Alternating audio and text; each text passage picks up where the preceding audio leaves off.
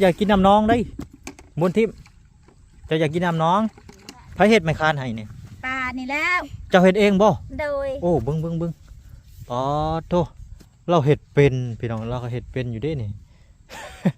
งามอยู่งามปุ๊ความลำบากลำบนพี่น้องเอ้ยหาบน้ำโพดโพโอ้ครึ่งคุโอ้เกือบล้มพี่น้องเอ้ยอ้าวไกลแล้วบ่ายสิฮอดแล้วอ๋อเจ้าขึ้นบ่นี่เอาขึ้นได้บ่ลูกฮะขึ้นได้บ่แล้วว่ามันเกาะเด้อว้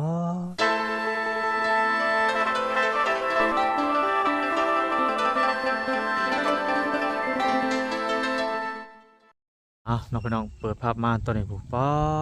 โทมาพอดีทางน้องๆเพิ่นกำลังสิ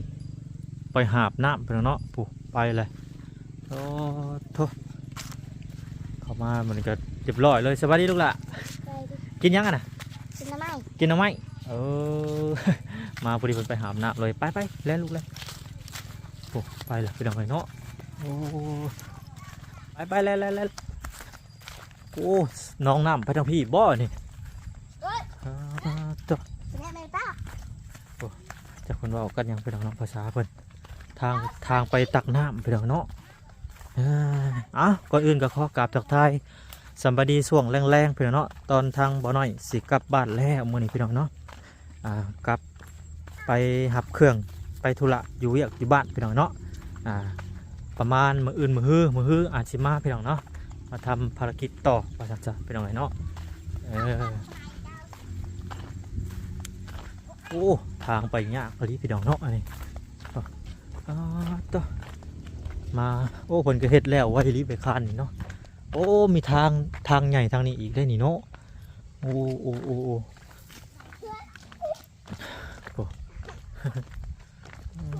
ต่อไปยังไงตักน้ำน้องเผื่อเหาะเดี๋ยวเนาะ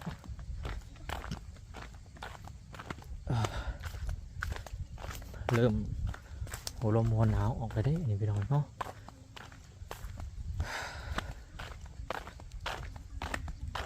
อย่างไว้ลินี่เนาะ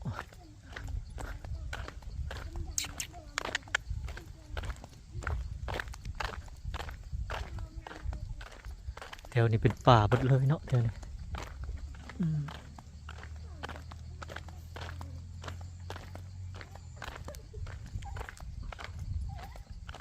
คือฝนจิตตกแทะเนาะจะฝนจิตตกทำหลักทางขาเมืองว่าจะไปไหนเนาะสิพากันดุดกี่ต้มอีกมันเป็นง่ายต้มแถวทางร้ายขนาดเป็นยังไงเขาว่ารถเว็บเขาธรรมดาเนี่ยบ่มีตีนใส่ตีนน้ำเนี่ยบิดมาได้กลับคืนบ้านนั่นหัวงูกลับคืนไปแล้วเนาะโอ้จะมาไกลแท้เนี่ยเพื่อหาบแล้วเพื่อหาบได้มันก็นั่นแหละเป็นยังไงนี่เนาะ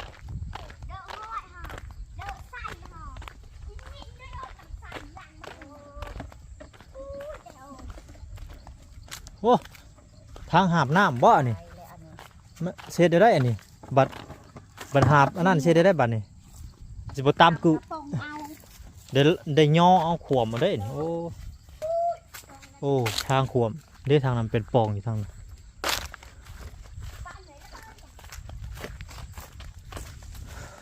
เห็นยังนะ จืดแห้งมันจะจืด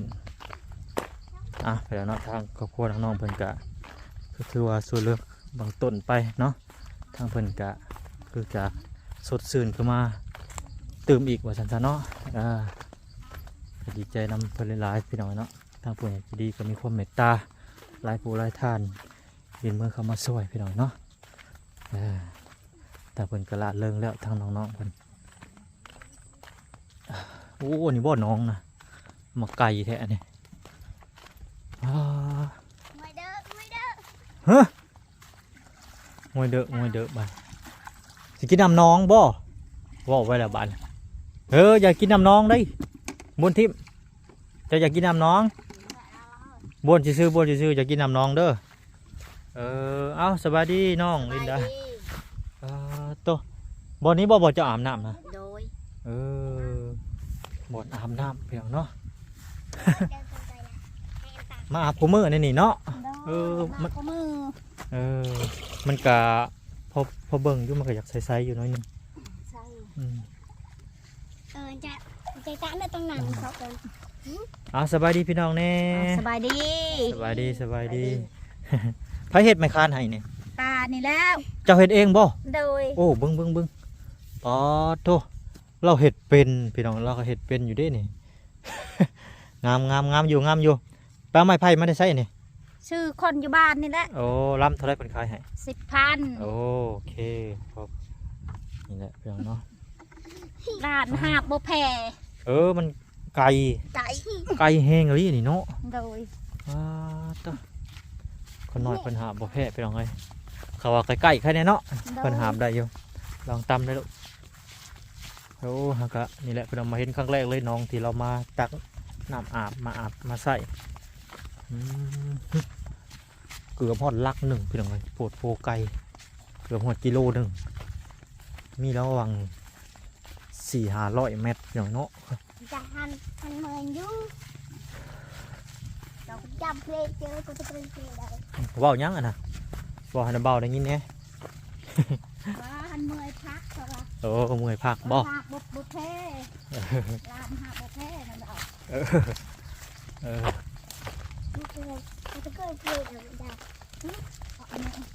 ไปทางพี่ไปเปิดประตูมิติโอ้ตุ๊บไปทางไหนเนาะอันนี้เป็นน้องไผอันนี้ฮะน้องอยู่บ้านนี่แหละเพิ่นให้ใช่บ่เปิดบ่ได้นะโอ้ยพี่น้องเนาะความลำบากลำบนพี่น้องเลยหาบน้ำโผดโพโอ้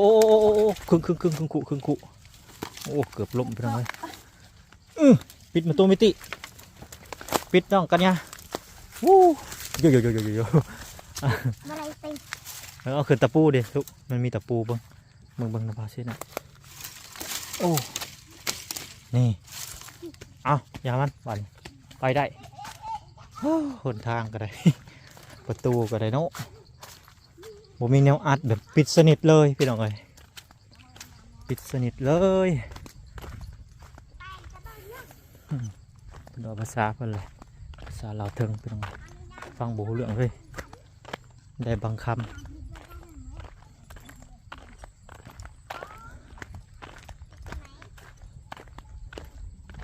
ทางนี่ไปทางได้นี่บ่ไปใช้ทางนี่ฮะไปหน้าบุกกระเจ้าบ่ไปพูด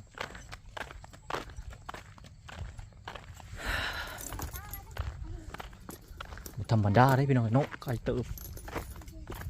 400-500กูเล่นนี่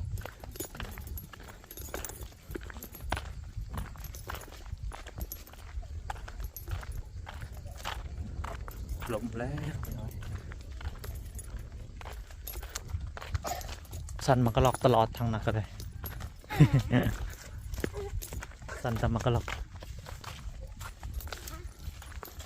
เปลี่ยนบาทพี่น้องเลยแมนเปลี่ยนกันคือน้องลินดาเพิ่นก็เคยหาบอยู่บ่โดยไปบ่เคยหาบจะบ่เคยหาบบ่ลูกโดยเดี๋ยวเจ้ายังหาบเด้อเจ้าหาบนักบ่ได้ได้ยังน้อยอยู่เจ้าไหนเจ้าสิกระดูกหักได้บ่ได้เด้พี่น้อง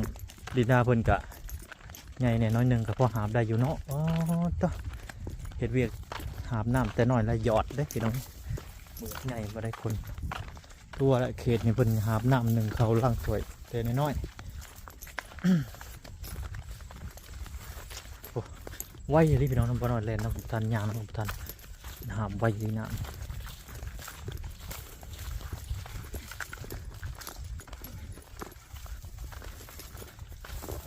ตัวไว้รี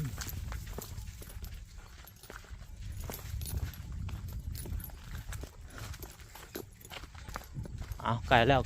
บัตรชิฮอดแล้ว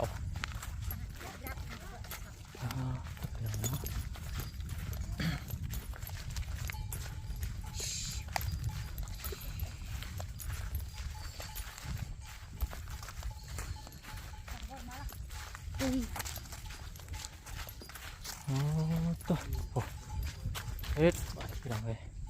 ประเดี๋ยว อ๋อจะเอาขึ้นบ่นี่เอาขึ้นได้บ่ลูก ได้ ขึ้นได้บ่ โดย ระวังมันเกาะเด้ออ๋อโตพี่น้องเอ้ยเก่งอีหลีนี่เนาะโอ้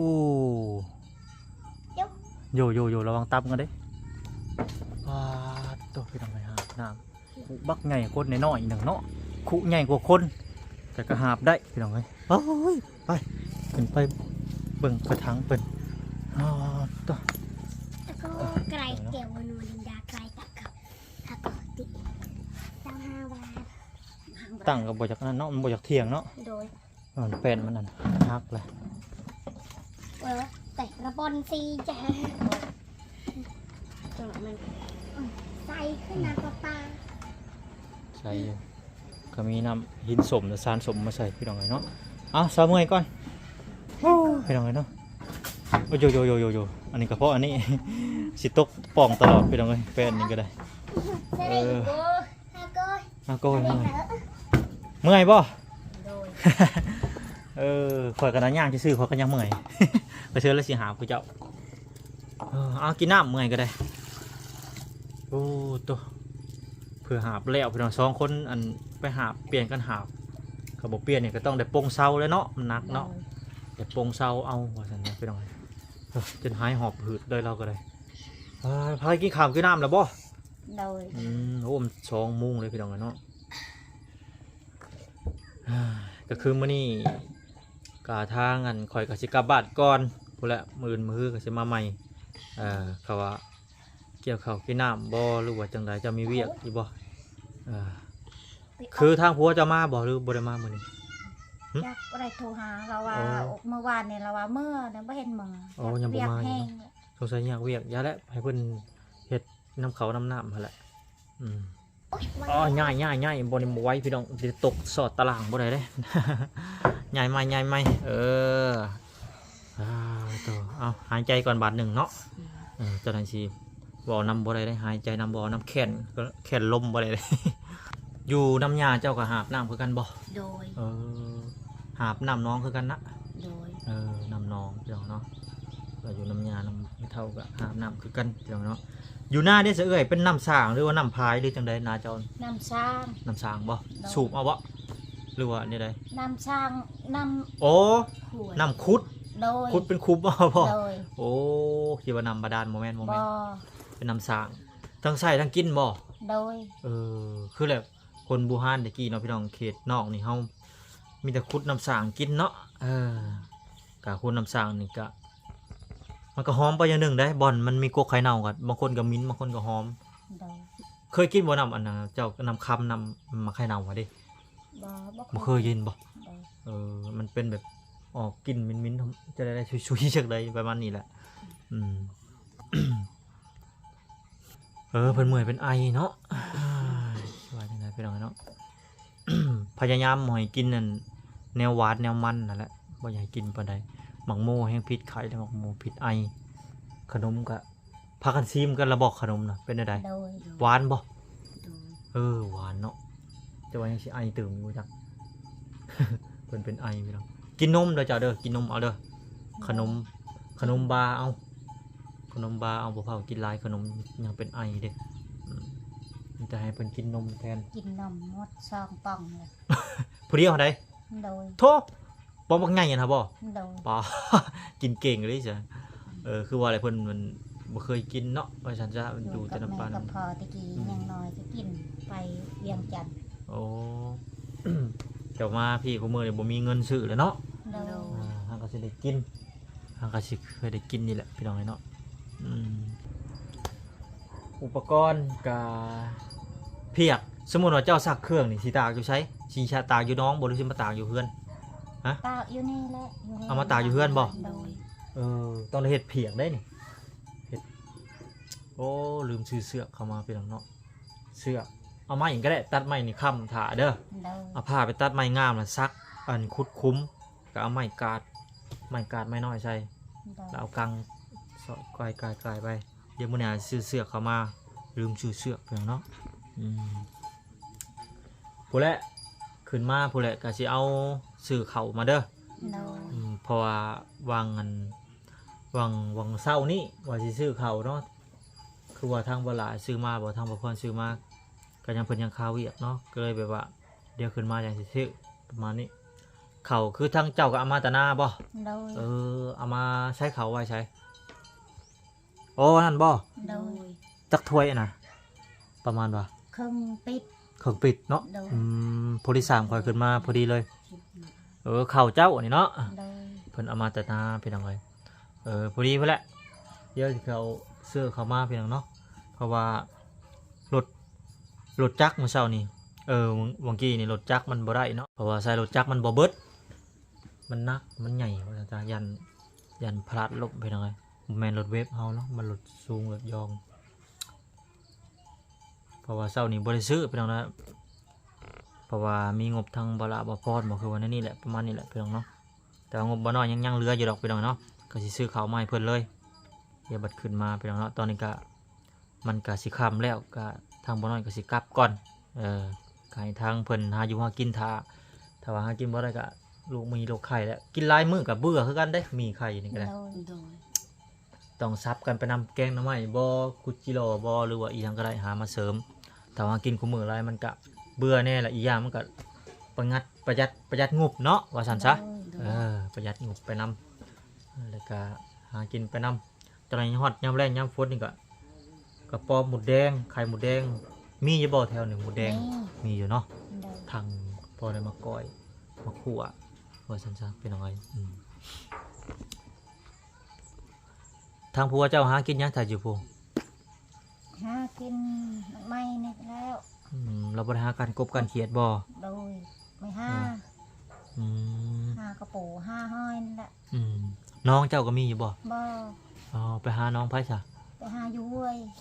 หาอยู่ห้วย โดย อ๋อแล้วก็ใส่มองใส่ปลาเป็นอยู่บ่ตึกแห เป็นบ่มีมองบ่มี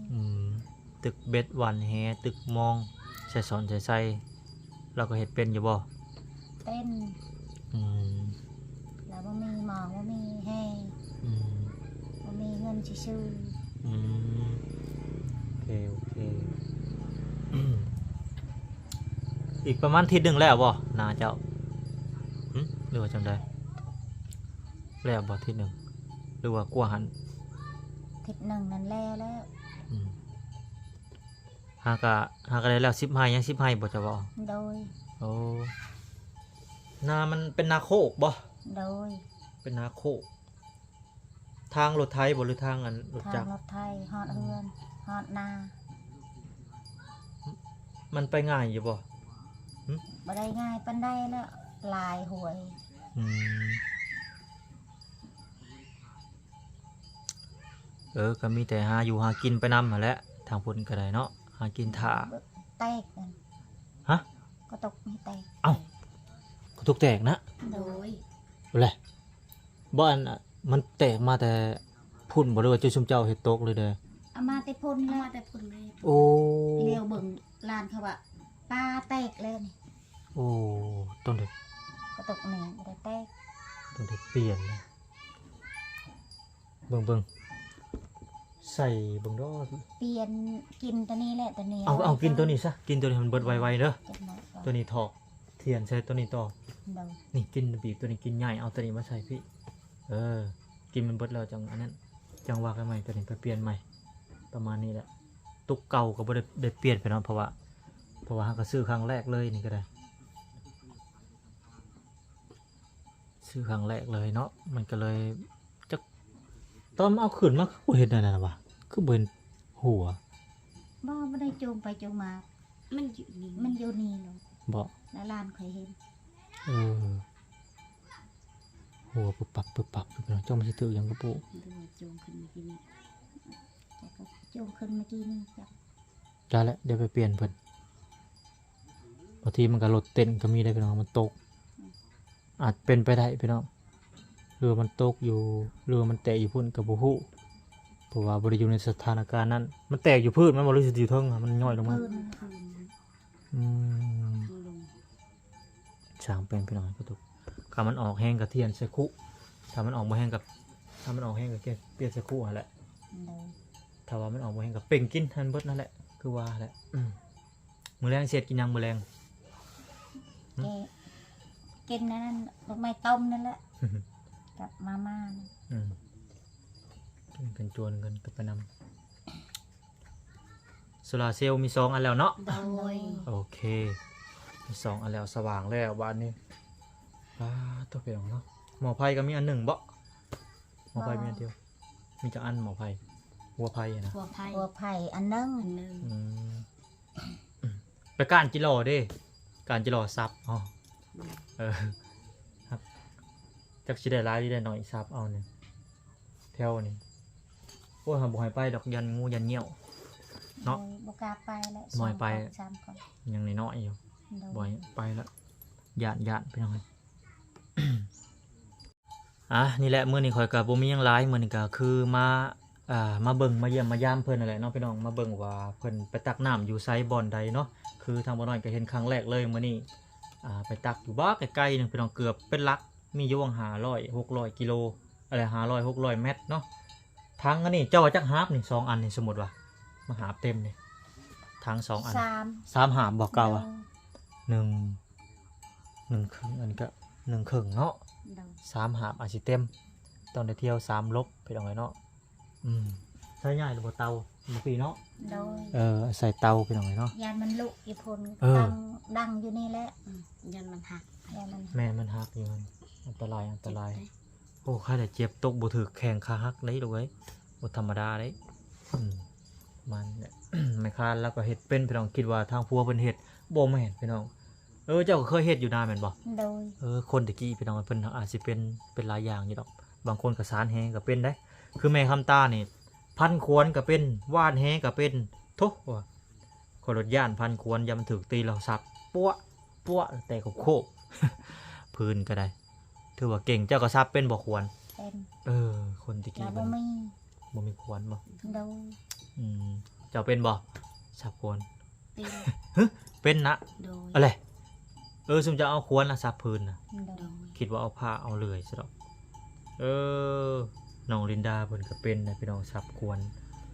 ซับผ้าพื้นเนาะตะกี้ผ้าคู่มือบ่อยู่น้ำยานะ โดย โอเคมาวันนี้ก็บ่มีหยังหลายมีแต่ฝากพี่ฝากน้องเนาะเป็นกำลังใจเบิดสุขุสุคนพี่น้องเนาะทางเขตของน้องลินดาน้องกัญญาเพิ่นพี่น้องเนาะก็โอ้พี่น้องอีโดสงสารทางครอบครัวเพิ่นก็มีผู้ใหญ่ใจดีหลายผู้หลายท่านพี่น้องได้มาช่วยสู้เพิ่นเนาะแต่ก็พังไปเรื่อยๆพี่น้องยังสิปรึกษาเรื่องที่ดินอยู่พี่น้องเนาะที่ดินนี่เป็นที่ดินของไผ ที่ดินเฮือนอันนี้แหละ อ๋อเฮือนชาวบ้านเพิ่นบ่ โดย ได้ใช้บอลใดได้ใช้บอลใดคีนนะดินที่เพิ่นจะขายหั่นน่ะ อันนี้